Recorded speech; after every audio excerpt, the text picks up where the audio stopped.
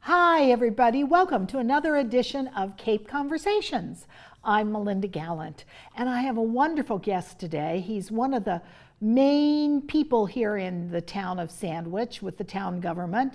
He's with the Board of Health, and he is one of the most important people in our town, and he's a lovely man. So come along, let's have another Cape Conversations.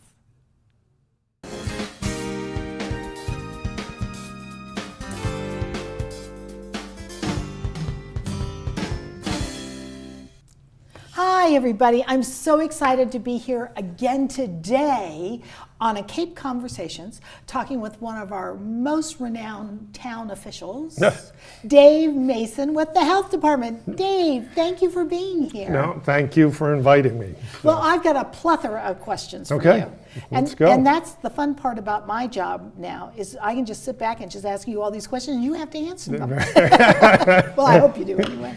Anyway, so it is nice to see you. So Dave, okay, my gosh, how many more things can we talk about with COVID? I think we're all sick of it. Right. But where are we right now on the Cape, and then more specifically in Sandwich? Okay, so on the Cape, we're well below the marker of 5%. 5% in terms of infection rate is the mark used if you're below. The disease is under control. If you're above, it's starting to go out of control. I mean, we were as high as 15% Wow. This past January, and we are now down below 5 on the Cape, and in town we were below 5. We're averaging, when I say active cases, those cases that come in that are within the quarantine period, we're averaging, 15 to 20, but usually when we have about 2 cases a day coming in, that we're aware of, because right now there's a lot of testing going on outside of that, but we're certainly seeing a reduction in the county at the hospital level, that the rooms are not as filled as they were back in January. So that's good news. So what about the rules and regs for the town of Sandwich for masking and vaccination? What's our vaccination rate? Vaccination rate for the town of Sandwich is just about touching 70%. Really? Yeah, and Does it depends that include upon. kids? No, it doesn't. That's on average, because average, as far as it's broken down, I do have it's broken down by age group. Your 85 or above is about 85%.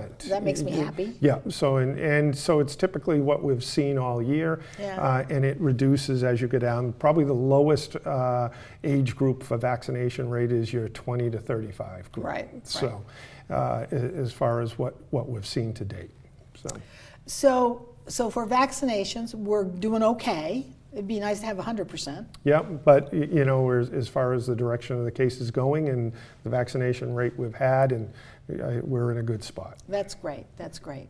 And rules and regulations for the town of Sandwich and the county of Barnstable? Okay, so as far as we had in the beginning back in March of 2020, I had put in place a masking requirement for public places, employees, and for stores and whatnot, because we were seeing a lot of cases coming out of that based on our contact tracing.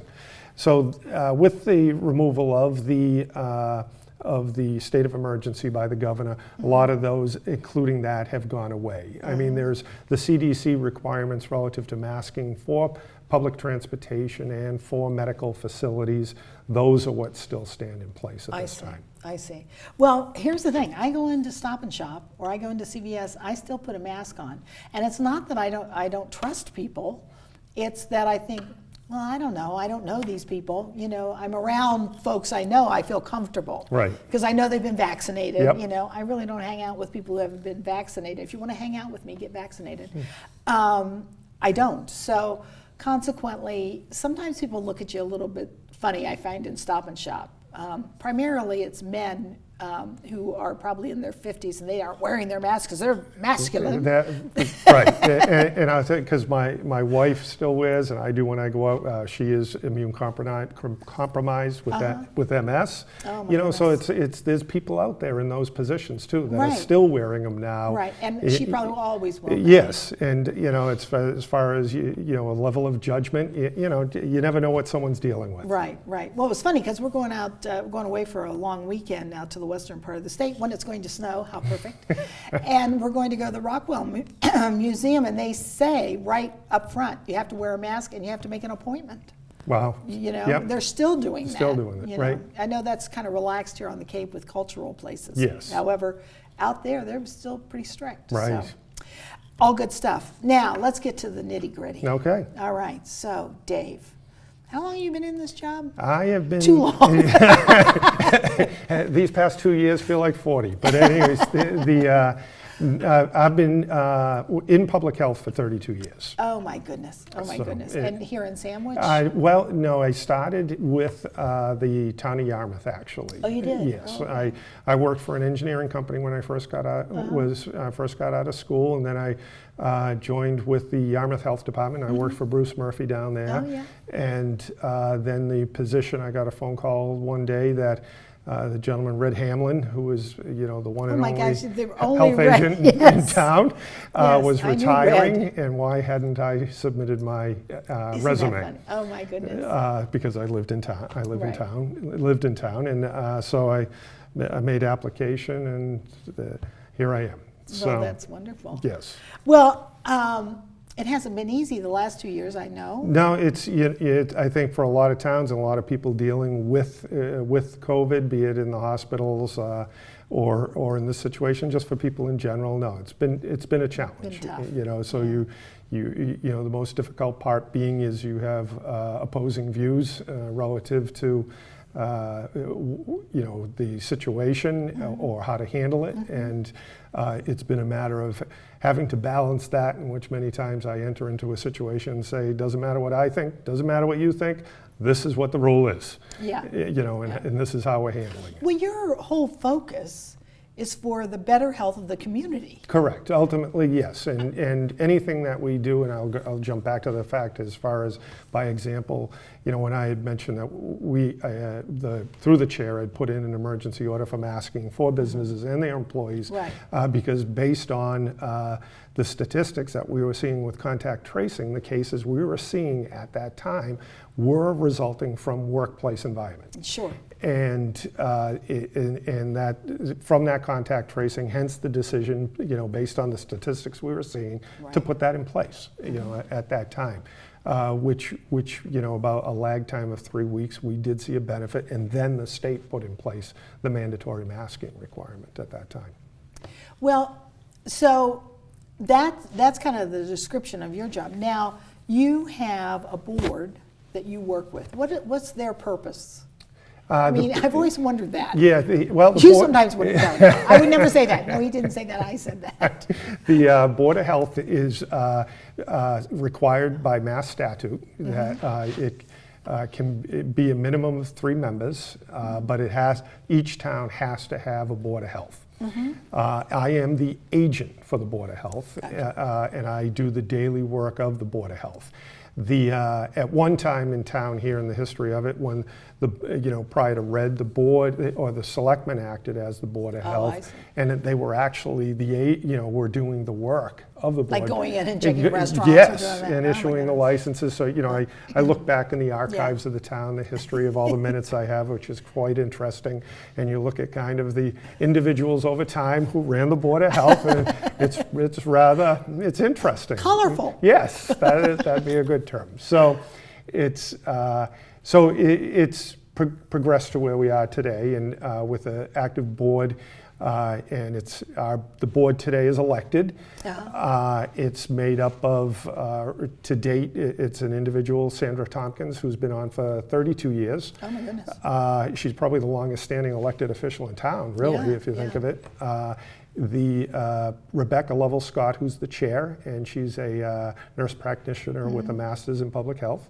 And Dave Lazinski, who is a new member that was just appointed by the Board of Selectmen, who is formerly a scientist working with NASA, Oh, and wow. is a retired resident in town here today. So there are lots of candidates, though, running for positions. Yes, I think it's generally, the Board of Health has never been the sexy race, I will say. Oh, come on now, Dave. We know all that wastewater is very sexy. It's very, but I think after this year, after COVID, with mandates and people's opinions on Right. how to handle the issue, that people have taken an interest in the board. But as far as what the board works on over time in history, I mean, the very first health agent in the state of Massachusetts was Paul Revere, and was actually the first involved in public health and implementing the public health laws in the city of Boston at that time. To make sure that people stay healthy and Correct. they don't eat bad food and they, Correct. oh my gosh, I had no idea. So even then, to recognize, public health is a wider term, because I think there's a lot of people overlap or confuse with your medical world versus public health. Right. In medical world, you're looking at the individual. Public health, we're looking at actions, policies, and regulations that are designed to protect the community, in the county and the state, overall. Right. So we take our actions from the Massachusetts general laws, which provide the authority and the responsibility at that point for very specific areas, and it covers a wide range of topics. So you cover, I used to manage a shopping center.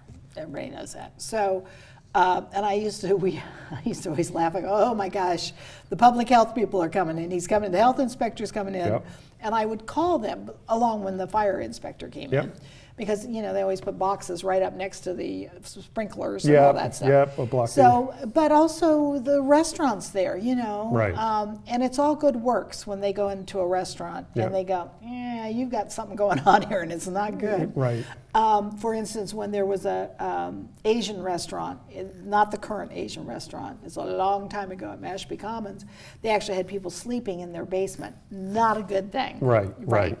So that's part of your purview. So how do you determine, is there a certain schedule you have to go on? And then above all of that stuff, you have to do wastewater. Well, as far as I'll answer your question, but in terms of what we cover, it is, through the Mass Department of Environmental Protection, we do handle septic systems, wastewater, and groundwater protection. Through the Mass Department of Public Health, through the Mass laws there, we address, restaurants, hotels, pools, children's camps. Yeah. Day camps, overnight camps. I had mentioned the restaurants. And I'm drawing a blank here. That's I'm trying to look at all of this, visualize all the regulations on the shelf. Sure. Trash handling. Yeah. But a wide array of what we handle. But in terms of like the restaurants, the basis of it comes from the minimum standards for each of the categories, and we have minimum standards for food establishments. We're required to inspect a minimum of twice a year, which we do. Some are more depending upon need or complaints. Right. So we also end up then dealing, with the complaints, and sometimes, a lot of times with restaurants, foodborne illness complaints associated with that. So, so I have an assistant, and we have a summer part-time assistant that comes in from the county. So we're able to do all the pools and all the restaurants year round.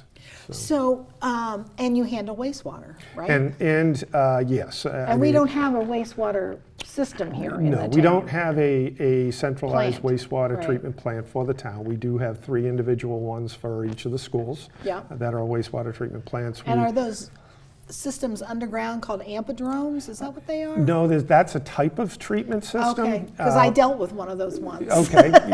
Terrible. There's many different types of systems. We do have 3 wastewater treatment plants. The ones at Forestdale and Oak Ridge are the large brick buildings out behind the schools. Okay. And they're RBC units, Right, so rotating they do biological this, contactors, and then disposal fields. And the high school has a BioClear system. I'm pretty sure what it is. That's still operating, and we're having issues with the 2 for the Forestdale and Oak Ridge that aren't working properly. But part of this is our efforts is to centralize our wastewater and address other issues, be it economic, because like the Golden Triangle or the land between Catuit Road and Route 130 that can't be developed, and the reason it can't because there's no wastewater system. It's in a zone 2 and it requires wastewater. Zone 2 is the supply for a public water supply. Right. So you have to have wastewater in place in order to address that issue. Right. And we are working on that now. I've been involved with that for 15 plus years now with the... It's been forever. Yeah, it takes a lot of time, and a lot of towns are in the same position. Hasn't the courts or a judge said that we have to, on Cape Cod, we have to get wastewater systems? Well, I know that there's been grassroots groups like the Conservation Law Foundation pushing that issue through the Clean Water Act, the EPA through the Clean Water Act, pushing towns in order to address it. And we're fully aware of that. We've met with them a number of years ago. So we continue to make progress. Right, so you work with them too? Yep, we do. We're aware they're there. Oh, and it's always, I'm always conscious of making adequate progress in order to keep them, to keep us out of court. With them. Right. Barnstable is in court with them. Other towns are for different reasonings. We're right now trying to nail down the use of the wastewater treatment plant on the military base. Right. I'd heard and that. using that as a central location instead of a bunch of decentralized systems. It's cheaper to actually run at one location. Right. So that wastewater becomes one component of what we're dealing with. Right. Also. Right. Well, and I live in Town Neck, which was a place, if there was ever going to be wastewater, it should have been up there years ago. I have one of those. I don't have an above ground system, but a really fancy underground. I mean. Right. It was a lot of money. A lot of money, and it is a lot of money out there at Town Neck because of the soils and groundwater. Where we are is all topsoil because it ran off, and they didn't know about back then when they dumped all that dirt that they needed to plant it. They really didn't, and so it all. I can throw seeds in my backyard and something will grow just automatically. Right. Well, it used to be a whole farm area. I know. At one time, actually, there's a stone wall and there's a gate in our neighbor's yard that is still there, just the two posts, where they used to let the cows go in and eat the salt marsh grass. Right. So. Oh, too funny. Yeah. I've seen the older pictures of it. Yeah. So, but that is one critical area that needs to be addressed. Yes. And it should have been, the town had the opportunity back in the 1970s to accept federal funding for 90% of the cost associated with it. And they didn't. And it was led by a group of people in town who shot it down because, looking back in records, because they feared if you built it, more people would come. And they came anyway. They came anyways. and you don't have the 90% federal funding. Oh my gosh. So it was a miscalculation on their part at that time. So we are working on that. We have a funding mechanism in place. I think with the administration federally in place now, as far as availability of fundings for projects like this, we're trying to position ourselves so that we're ready to go. Well, that's wonderful. I mean, that's wonderful. It's funny because, again, I came from Ohio. I'm a farm girl from Ohio originally, a long time ago. But and my husband and I lived on a few acres along a river, and they were putting in a wastewater treatment plant down this beautiful road. It looks like 6A, but it was called Olentangy River Road along this Olentangy River. And everybody was up in arms. Oh my God, a wastewater is going to be terrible. It's going to be, well, now there are $1 million homes across from it because it looks like a park. Right.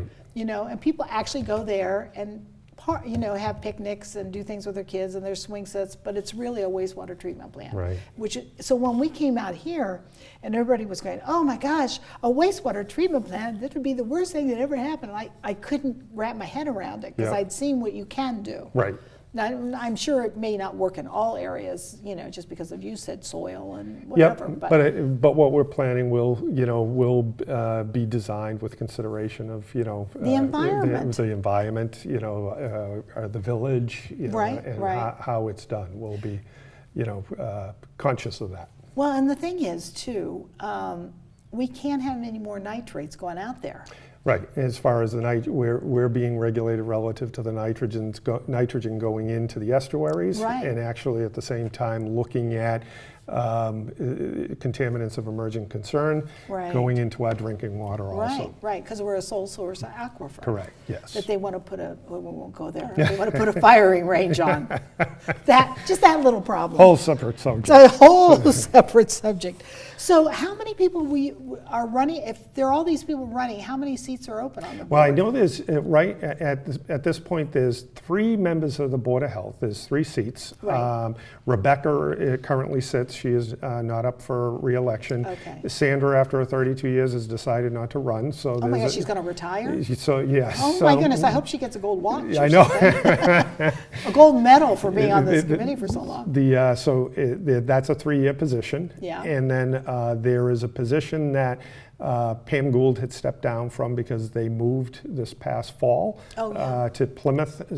Pam Snyder, they moved to Plymouth, so that created the vacancy, and the selectmen appointed Dave Levinsky as the fill-in for that point, and he has to run for the remaining portion of that seat, which I believe is 1 year. I see.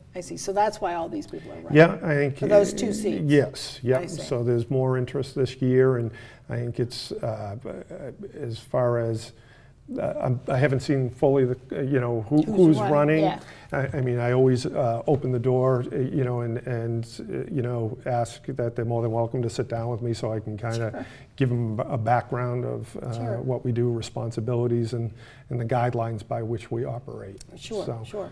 I mean, it's not Dave Mason making these rules up, is it? No. I mean, it's I do provide guidance relative to what I'm seeing in the community and directions we could potentially go. There's a number of regulations that I had brought forward that the board had adopted or had said, no, we're not interested in moving in that direction. Gotcha. I mean, that does happen. It's so it's not me providing that. Right. It's not just me making the decisions. Sure. I'm guided by the board relative to the state laws and how we put regulations together and enforce those regulations. I see. So once again, your whole focus is for the betterment of the community. Correct, yes. So the direction that I see, I mean, over time, a simple one, and I've brought forward a couple, is we get a lot of complaints, and complaints amongst neighbors, and it becomes an issue of as far as, okay, do we just react every time, or do we become proactive? I mean, roosters were a hot topic at the last town meeting. Waking up too early, or I bet. Anticipation of. We get a lot of, we went through Roosters, a period of time that a lot of people were doing, home hen houses. And when you go out and buy chicks, they're all cute, but you don't know if they have male or female, and you don't know if there's a rooster. And we were getting a lot of roosters and it was noise complaints. And that is an issue that we do address. And it was so frequent that I had suggested that, okay, I have no issue with there's no issue with the hens. People are maintaining them. Yeah. The rooster becomes a different issue. Should we consider, as other communities had done, prohibiting roosters on anything less than 5 acres? Sure. Key being 5 acres. You can hear them outside of 5 acres. You can hear them outside of 5 acres, but 5 acres is by definition an agricultural, size lot. So, instead of a 5,000 square foot lot, we're having chickens and all kinds of roosters so that the whole neighborhood could hear. And the board didn't want to go with it at that time, that makeup of the board. It wasn't the current sitting board. It was a past board. Right. But it's something I'll probably bring up again as things change. Right. But because you get all these complaints. Yes. So I'm bringing it to the attention of the board of what's out there, what issues are going on. Do you get complaints about, which is a really creepy subject, rats? Yeah, I mean, I don't know. There was a huge rat population in Sandwich. They came from the canal, and I live on the marsh, and trust me, we got rats there. I mean, they're not all over the place, but occasionally we will see one or two, and There's a proliferation of rats, and it is actually throughout a lot of the Cape. Is that right? Yes, and it's been calming down. I think there's a number of factors that brought that to light. One, it coincided with the increase in the hen houses that I'm speaking to. Oh, sure, of course. Because it provides the food supply.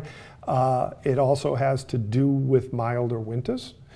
Because they're able to survive the winters more and get to food easier. Sure, I mean, they don't mate just one time a year. No, I know. It's continual.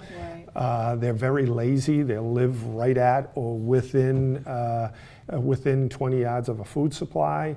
Right. I know too much about rats than I really need to know. So. Well, wait a minute, though. I think you need to share this because, okay, let's say I have an outdoor shed, and I have all my 48,000 pounds of bird seed in that shed, right? And I've got a bird feeder outside of that shed. What's going to happen? Well, as far as in terms of it, it will be an attractant, so you have to minimize that. I mean, there's a house out in Canterbury that I was made aware of that had like 8 bird feeders out there, and I showed up in the middle of the day, and it looked like a herd of rats. I mean, there had to be 20 of them all out in the front yard underneath. I get out of my car, and they look at me like, what do you want? and I couldn't. You're not the Pied Piper. I was not the Pied Piper. They were staring me down, and it becomes, if you're having a problem, put the bird feeders away. Your bird seed should be stored in a metal container, a sealed container, so that they cannot get at it. Then how do you feed the birds if you put the bird feeders away? Well, you have to give and take. You have to give and take. I mean, I where I lived was out on the service road at the edge of the town of Barnstable, and I abutted all West Barnstable, and there was nothing around me. And one day I was in the garage, I look over, and there were rats under the bushes, and because of where the bird feeders were. Sure. And I went over, and there was burrows there, and I'm like, how did this happen? I am near. I am the health agent. What are you doing? Right, and I'm near nothing. So that would create them to come even further. So they ended up being taken down for a period Well, I know of time. there are minks down at the canal. Yes, they're around. Yeah. Yeah, and they eat the rats. Yes, so that's a good thing. That's a good thing. Maybe we all should get some minks. Well, what occurred at the same time with that was there was a decline in the fox population also. And there still is, right? There is, because of distemper and a couple other diseases. Right. So do coyotes eat rats? I would imagine they would, yes, if they were It's funny fast because I haven't seen coyotes this year as much as I did last year. Yeah, there's a decline there. There's been a decline also. So that's why you see so many rabbits around now. So the rabbit population is also up. Yeah, the rabbit population is. So there's a number of factors as far as why that it was occurring. So if you have pests around your home, put your bird food in a metal container. Yeah. Judge when you're going to put out your. Let the birds come and eat, and then put it away. Yep, best during the winter. Limit it to your winter time. Right. And in the summer, birds are supposed to be able to forage. Right. So and that's better for them. I've heard. I don't know if it's true. I'm not a bird person. I would imagine, but it just lessens the opportunity for the rats. For the rats. So. That's true. Well, Dave, it's gone by so quickly. You're always so entertaining. Good. Well, the entertaining health agent. No, seriously, you've done a yeoman's job, and I know you did all those COVID announcements and updates, which were unbelievable and really, really terrific with the Chief Burke. Yep, Chief Burke, yep. Yeah, and it was, I know him as JJ because my kids went to school with him. Yep. However, it was informative. There was no panic. There was no, let's not get histrionics over this. These are the facts, ma'am. This is what you should do. And as a person who likes that kind of approach to life, I thank you a million times. And I think other people do too. They really have appreciated you. They may not say it all the time. However, I think they really Well, have. I thank you for saying that, but I think that idea too came from, when I was working on wastewater, I did some little videos and actually talking with, Paula Johnson at Sandwich Television here, as far as, and it became to, okay, we need to do something here, at that time with COVID because of, there's just, people weren't, I wasn't trusting what the CDC was saying. I know. I saw what the Mass Department of Public Health was saying, and I felt there was a need for a voice that, as far as to add some logic. Well, you were calm, logical, and it was great. And I want to thank you for that. I achieved what I was hoping to do. There you go. At least with one. At least with one, yeah. Oh, my husband too, so that'd be two. In any case, Dave, thank you so much for joining me today. I really appreciate it. Well, thank you for having me. Thank you. Wow, Dave Mason. Oh, he is so terrific. He is so knowledgeable, and his background is in environmental science, which is so important in what he does. He has been a major influence on what we've had to deal with COVID and giving us out the proper and good information, which is so important. So I thank him sincerely. And if you've got questions for Dave, just call his office. You can go on the Sandwich Town Hall website and you'll find his number there. He is a wonderful guy, willing to answer any of your questions. So thank you for joining me today, and I'll see you next time on another Cape Conversation.